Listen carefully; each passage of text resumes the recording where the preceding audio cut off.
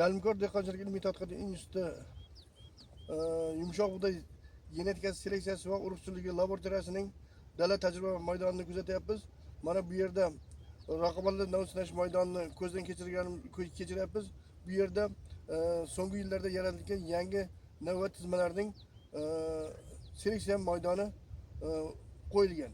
Mana bu yerda o'rganganimizda biz asosan bu yerda asosiy so'nggi yillarda olib borayotgan tadqiqotlarimiz iqlim o'zgarishlariga moslashuvchan, quroqchilikka va issiqlikka chidamli yumshoq bug'doyning lalmkor yerlarda ekish uchun mo'ljallangan yangi navlarni yaratishga qaratilgan.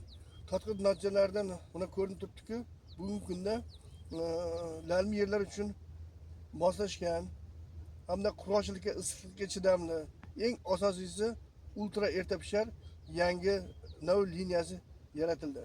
Mana buni ko'zdan kechirganimizda mana bugungi kunda, hozirgi kunda demak boshqa navlarga nisbatan 10 kun, 15 kun oldin boshoqlashi, shu orqali demak boshqa navlarga nisbatan anomal issiqlik sharoitiga qolmasdan erta pishadigan yangi nav yaratildi.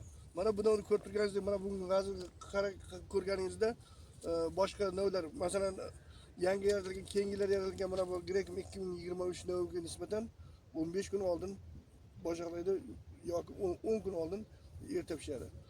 Mana bu boshqa navlarda ham ko'rganingizdek, mana bu navimiz standart qilib olingan tez pishar navimiz. Tez pishar navi bu asosan lalmi joylarda tez pisharligi, boshqa navlarga nisbatan erta pisharligi bilan standart sifatida olinadi.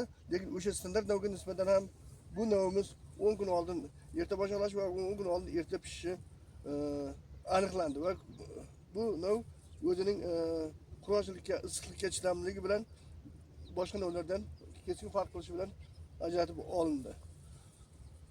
Endi mana bu ko'zdan kechirganimizda mana bu navlarimiz, boshqa navlarimizni ham ko'rganimizda boshqa navlarimiz bunga nisbatan ancha kech pishardigi, ancha bunga nisbatan kech boshoq chiqarishi ko'rinib turibdi. Mana bu butun raqobatli nav sinash maydonimizda hali bu navga nisbatan oldin boshlagan yoki bo'lmasa bunga nisbatan erta boshlagan navlarni bu yerda boshqa navlarni uchratmaymiz. Endi bu navning yana bitta xususiyati, bu navimiz erta boshlash bilan birga don to'lish fazasi, ya'ni